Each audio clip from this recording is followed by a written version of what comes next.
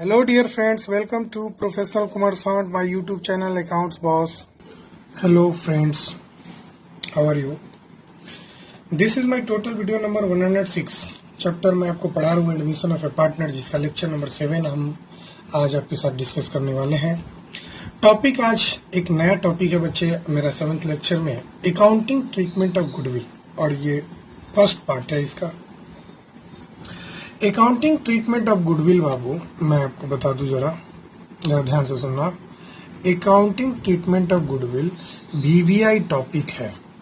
Most VVI जिसको बोल सकते हो, मोस्ट वीवीआई कहने का मतलब होता है, मोस्ट वीवीआई का मतलब होता है, मैं आपको बता दूं कि ये आपका सिंगल 3 मार्क्स का क्वेश्चन आता ही आता है रिकॉर्डिंग में, और लॉन्ग क्वेश्चन तो आता ही आता है।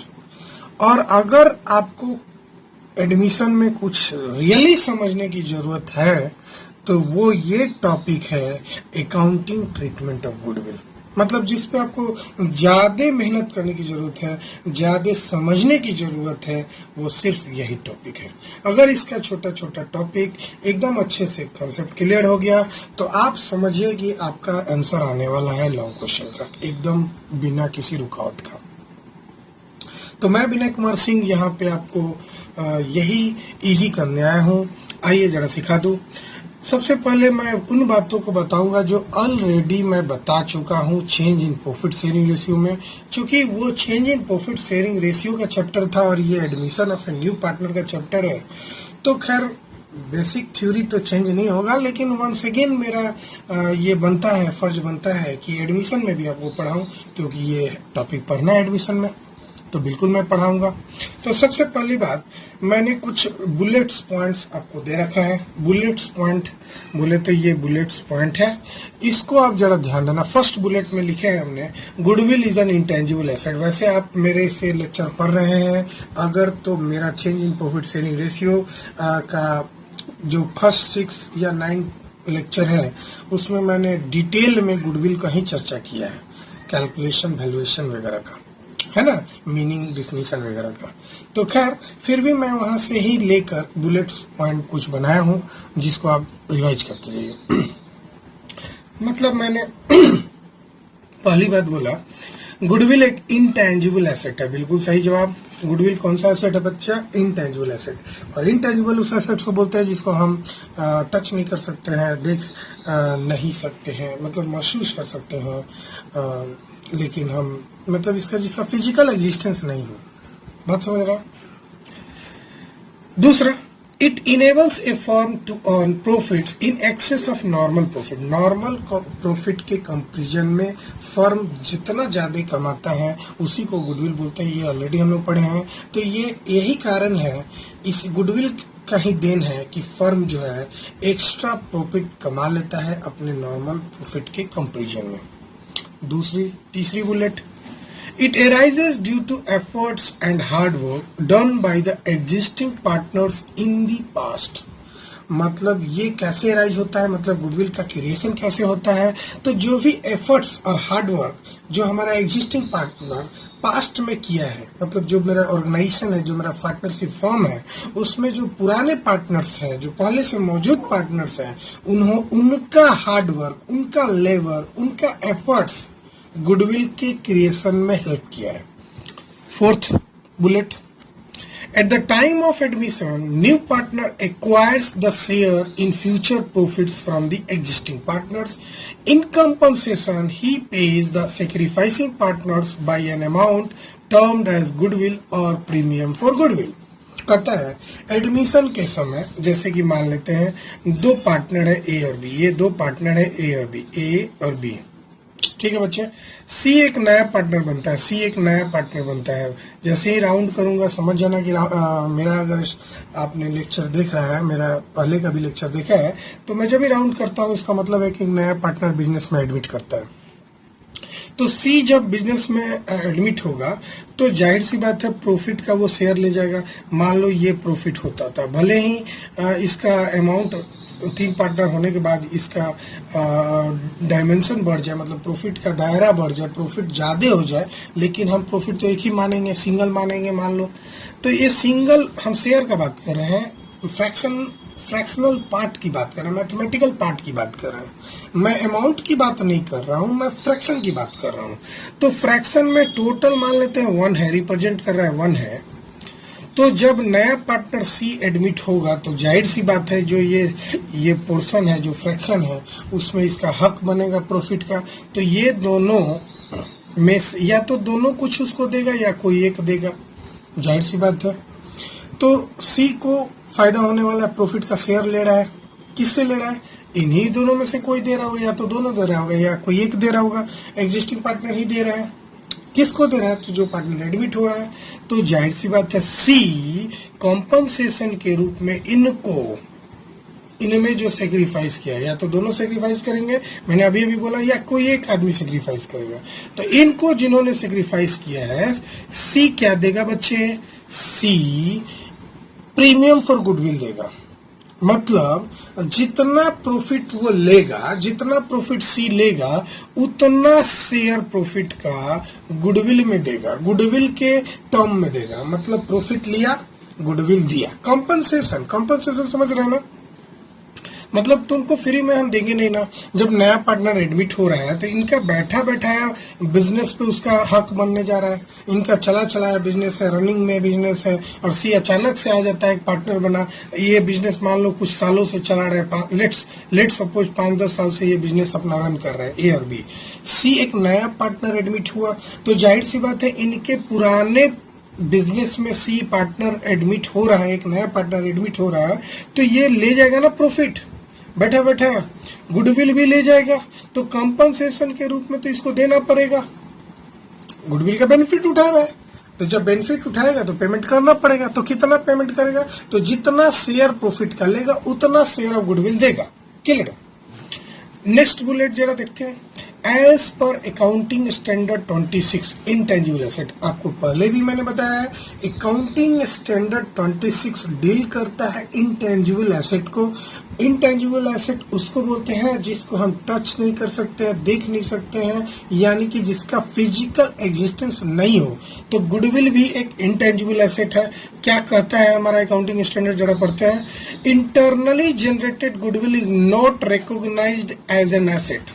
जो इंटरनली जनरेटेड गुडविल है, सेल्फ जनरेटेड गुडविल है, उसका एक मतलब हम उसको एसेट्स का दर्जा नहीं देते, उसको रिकॉग्नाइज नहीं करते हैं वो एसेट है, क्योंकि it is not an identified resource control by the entity that can measured reliable at a cost.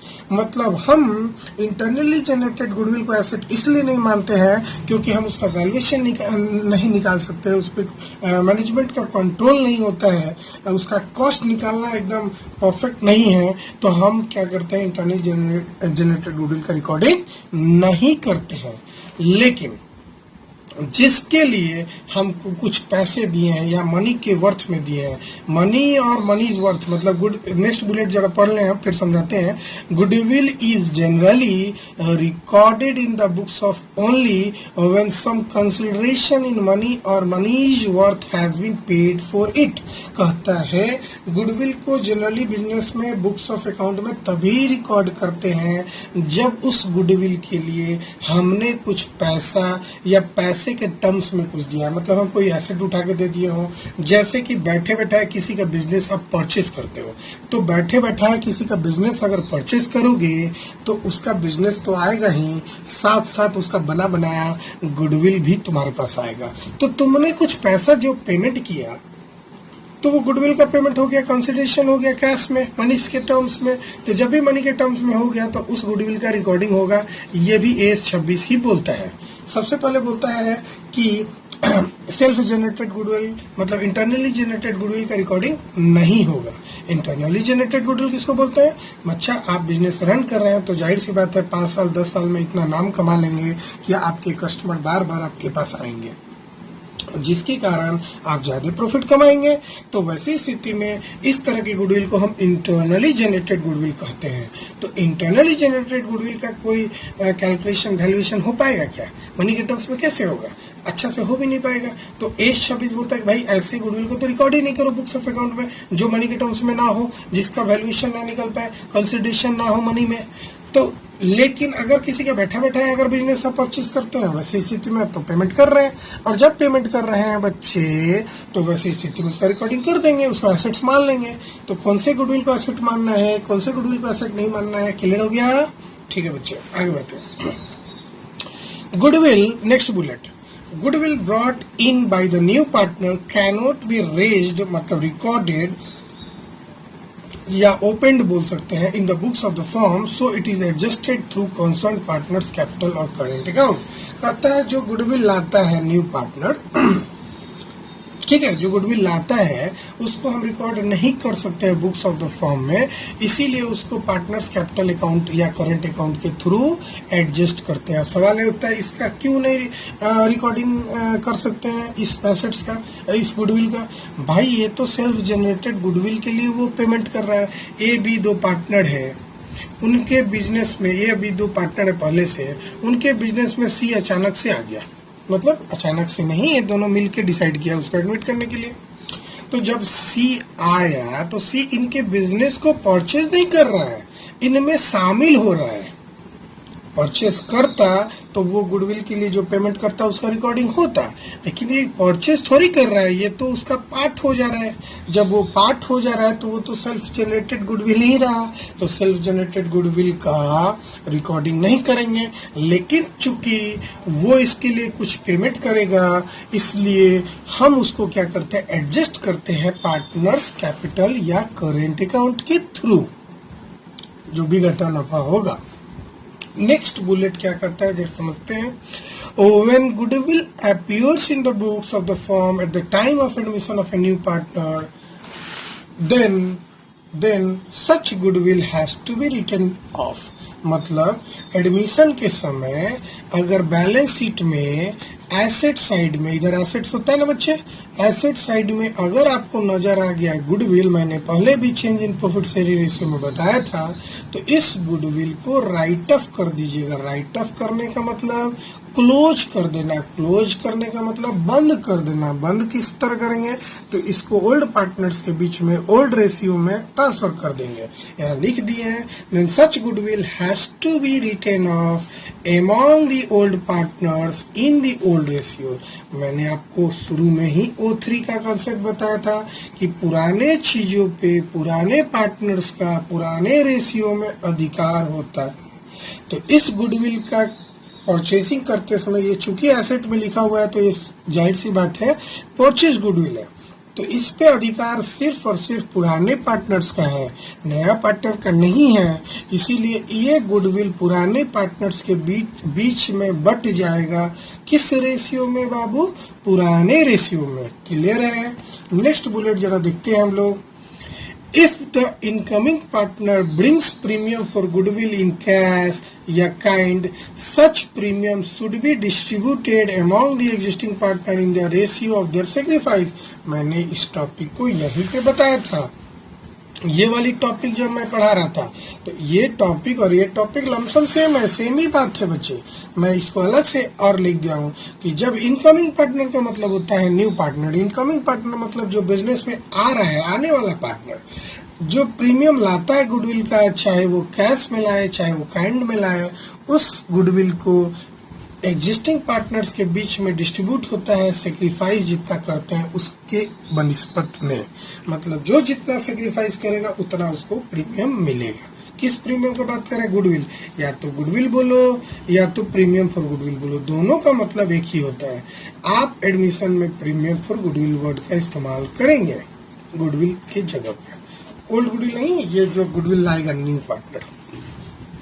Next bullet, if the goodwill is not brought in cash by the incoming मतलब new partner at the time of admission, it should be adjusted through partners capital account।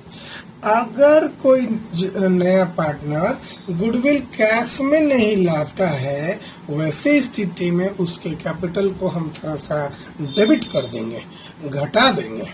भाई अगर तुमको पैसा देना था, तुम पैसा नहीं दिया, तो एक काम करेंगे, जो कैपिटल दिए हो उसी को तुरंत कम कर देंगे, दिखा देंगे कि तुम हमको पैसा पर्सनल दे दिए हो। ठीक है ना? क्लियर है ना? तो ये बुलेट खत्म है ना। अब आते हैं जो हमको एक्चुअली स्टार्ट करना है इस टॉपिक का जो कॉन्सेप्ट है अकाउंटिंग ट्रीटमेंट ऑफ गुडविल। तो इस टॉपिक में हमको यही पढ़ना है बच्चे, अकाउंटिंग ट्रीटमेंट ऑफ गुडविल, जो अभी स्टार्ट भी नहीं होगा और मेरा टॉपिक भी खत्म हो जाएगा।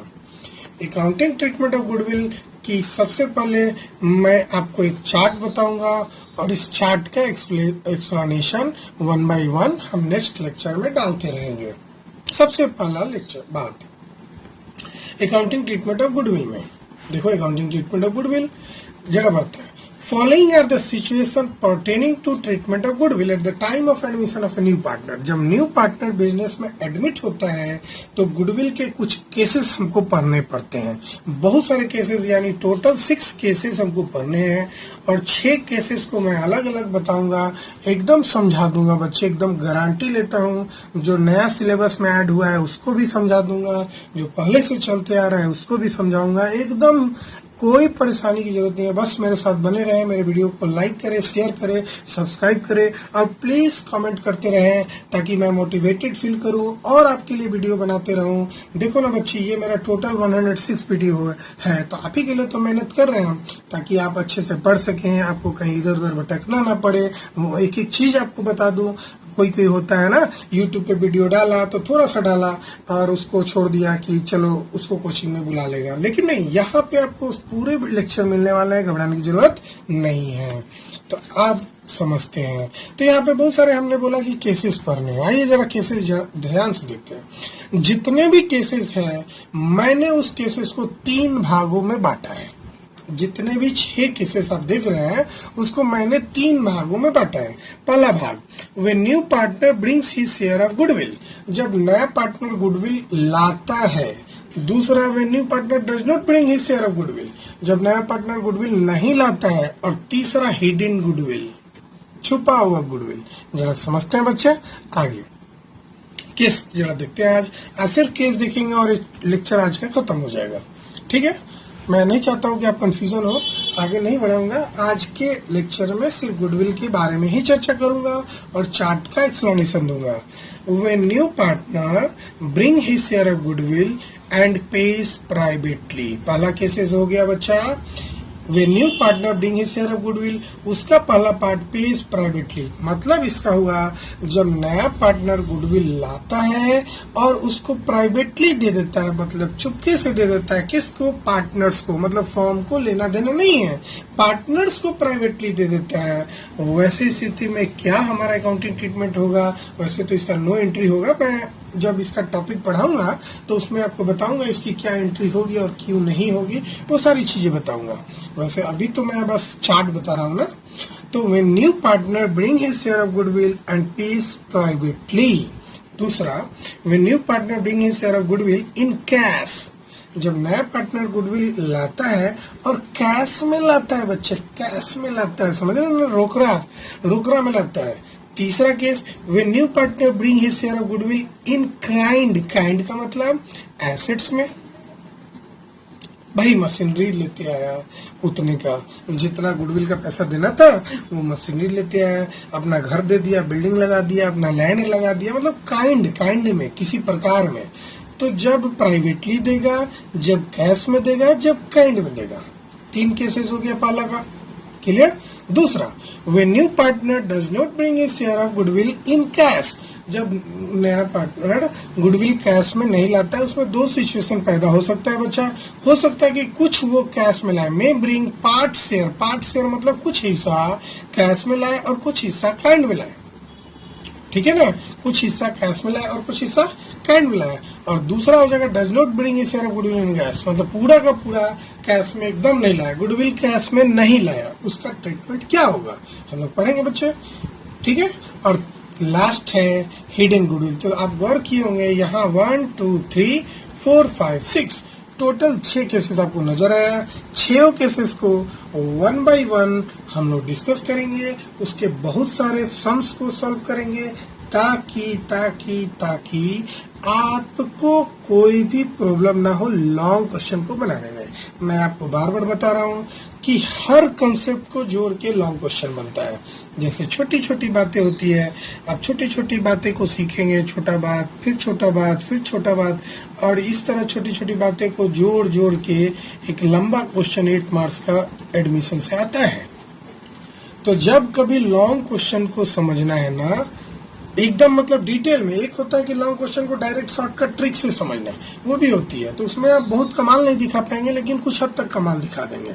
मैं डायरेक्ट भी बहुत सारे वीक स्टूडेंट को 8 मार्क्स का क्वेश्चन डायरेक्ट बताता हूँ और सोचता हूँ कि कम से कम पास हो जाए।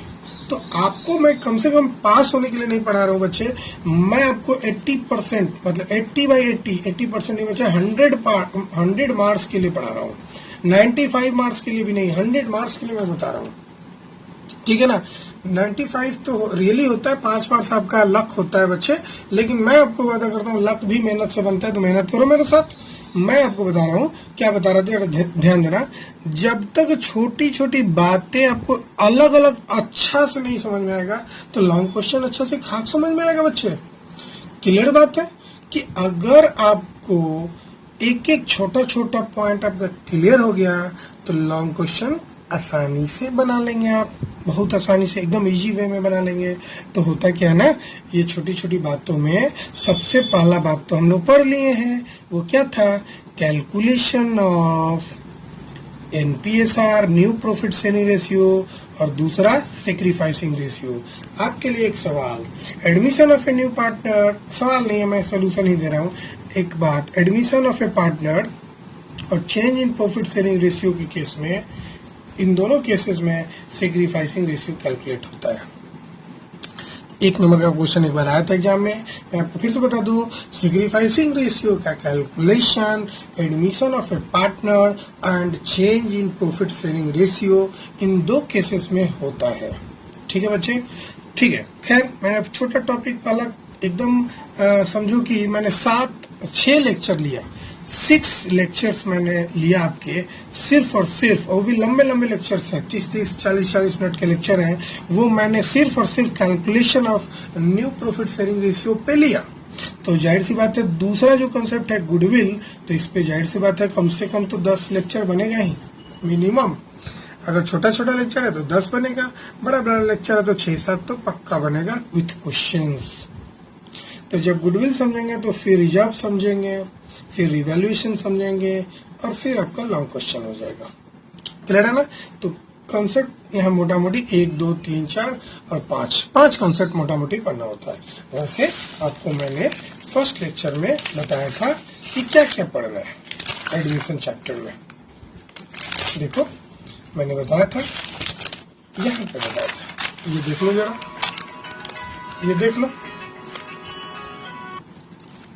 हाँ बच्चे देख लो, adjustment required on admission of a partner, ये केसेस करके मैंने बताया था। मैं आपको सबसे पहले न्यू प्रॉफिट शेयरिंग रेशियो का कॉन्सेप्ट बता दिया है, उसके बाद अकाउंटिंग ट्रीटमेंट ऑफ गुडविल पढ़ाएंगे, फिर रिवैल्यूएशन पढ़ाएंगे, फिर रिजर्व पढ़ाएंगे, फिर डेफर्ड रेवेन्यू एक्सपेंडिचर, एक्चुअली दोनों एक ही साथ पढ़ाएंगे, और ये हो गया। टोटल 5 ही टॉपिक होता है बच्चे, ऐसे 6 पार्ट में मैंने लिखा है। तो क्या हम बात कर रहे थे आपका गुडविल का, तो ये केसेस इसलिए मैंने चार्ट बताया है कि ये चार्ट आपके दिमाग में बैठा रहे। जब तक ये चार्ट आपके दिमाग में नहीं है ना, बच्चे मिस कर जाते, याद ही नहीं रहता है कौन सा केस है।